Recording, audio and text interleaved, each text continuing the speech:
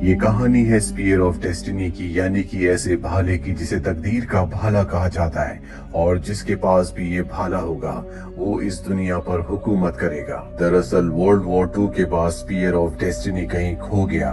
वही मेक्सिको के हमें एक चर्च में दिखाया जाता है जहां पर दो लड़के चीजों को ढूंढ रहे होते हैं। ये चर्च पूरी तरह से टूटा फूटा होता है और तभी एक लड़के को वहां पर स्पीयर ऑफ डेस्टिनी मिल जाता है।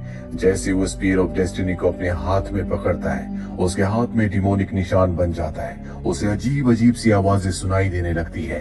वो यहाँ से जाने लगता है, तभी एक गाड़ी उससे टकराती है।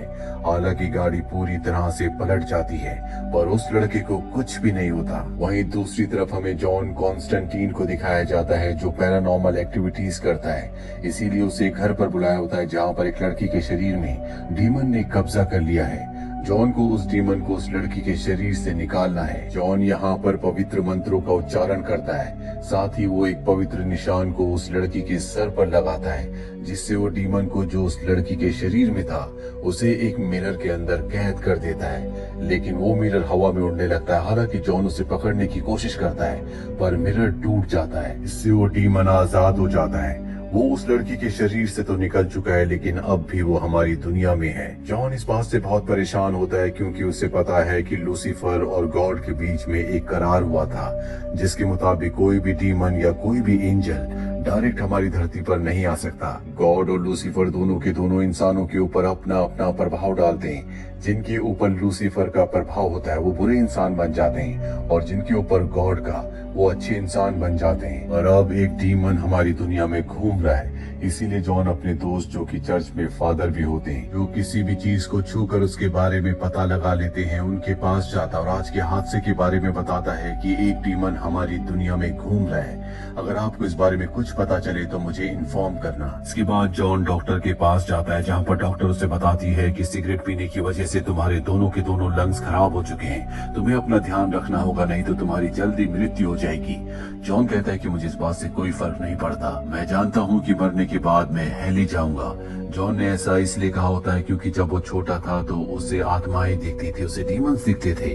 उसने अपने पेरेंट्स को ये बात बताई लेकिन कोई उसकी बातों पर विश्वास नहीं करता था, जिसके बाद उसे मेंटल असाइलम भेज दिया गया।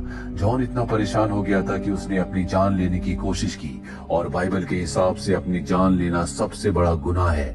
जो लोग ऐसा करते हैं उन्हें हेल में ही जगह मिलती है। और जब जॉन ने ऐसा किया था तो कुछ पलों के लिए वो हेल में चला गया था, लेकिन डॉक्टर ने उसके हार्ट को रिवाइव कर दिया जिससे वो जिंदा हो गया। पर अब उसे पता है कि मरने के बाद उसे हेल ही जाना है। और उस इंसिडेंट के बाद जॉन पूरी तरह से बदल गया। उसने अपनी शक्तियों का इस्तेमाल लोगों की भलाई के लिए किया, लेकिन जॉन बच गया था। इस बात का लूसीफर को बहुत दुख है, इसीलिए जब भी जॉन मरेगा वो खुद उसे लेने के लिए धरती पर आएगा। वहीं जॉन अब गैब्रियल के पास जाता और कहता है कि मैंने बहुत अच्छे काम किए, लोगों की मदद की है, इसीलिए मरने के बाद मेरी आत्मा को हेल में नहीं बल्कि हेवन में भेजा जाए। गैब्रियल एक हाफ ब्रीड यानी कि आर्क एंजल है। गैब्रियल कहती है कि तुम सेल्फिश हो, तुम लोगों की मदद इसलिए करते हो ताकि हेवन में जा सको। तुम्हें हेवन में जाने के लिए एक अच्छा इंसान बनना होगा।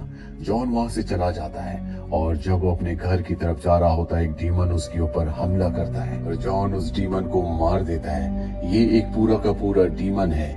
लूसीफर और गॉड के बीच में जो करार जो एग्रीमेंट हुआ था उसके मुताबिक इस तरह के डीमन अर्थ पर नहीं आ सकते। इसीलिए वो मिडनाइट नाम के एक आदमी के पास जाता है जो कि विच डॉक्टर है। ये दूसरी दुनिया और इंसानों की दुनिया में बैलेंस बनाते हैं और जॉन उसे बताता है कि किस तरह से एक पूरे डीमन ने उसके ऊपर हमला किया।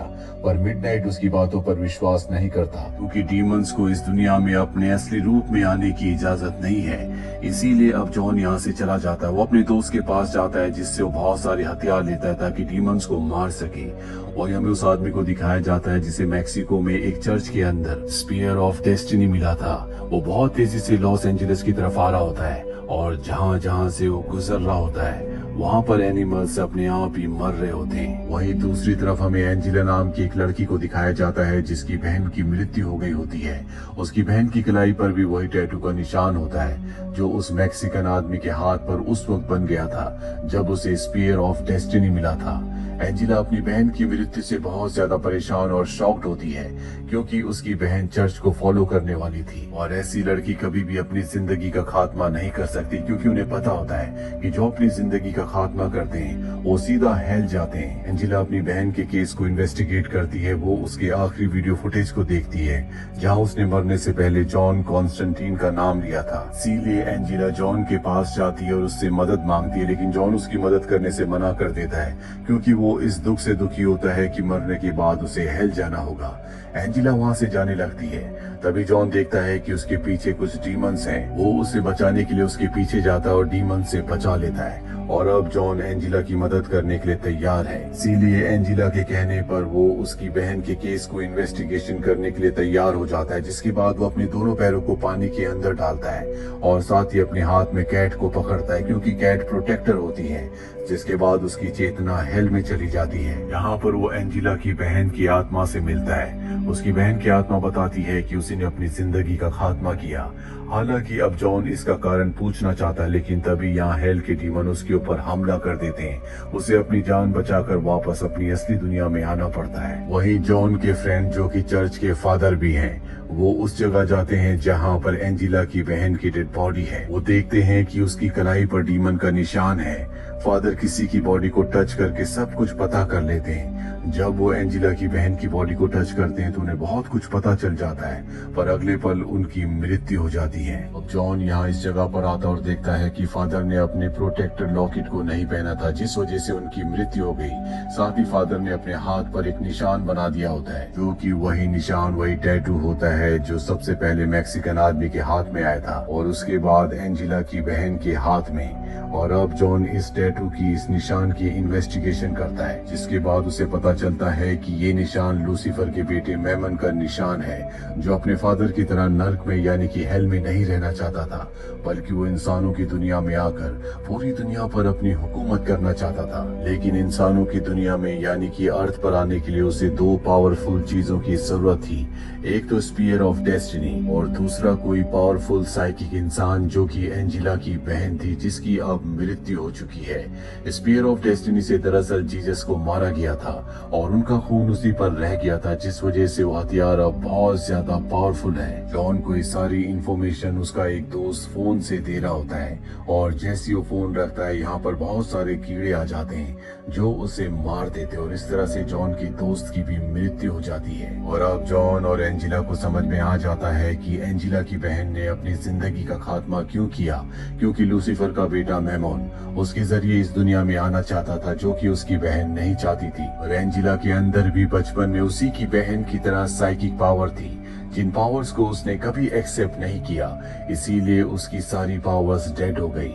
वो अब एक्टिवेट नहीं है, उसकी पावर उससे अब दूर जा चुकी है। एंजिला कहती है कि मैं अपनी पावर को वापस चाहती हूँ। जॉन उसे पानी के टब में डालता है और जब वो मृत्यु के बहुत करीब पहुंच जाती है तो उसे उसकी पावर्स वापस मिल जाती है, जिसके बाद वो अपनी साइकिक पावर को इस्तेमाल करके जॉन को बताती है कि चर्च के फादर को और तुम्हारे उस दोस्त को, जिसने फोन पर तुम्हें सारी इन्फॉर्मेशन दी थी, एक हाफ डीमन ने मारा है, जो कि आधा इंसान और आधा डीमन है। उसे तुम पहले भी मिल चुके हो। दरअसल जॉन जब उससे पहली बार मिला था तो उसे पहचान नहीं पाया था।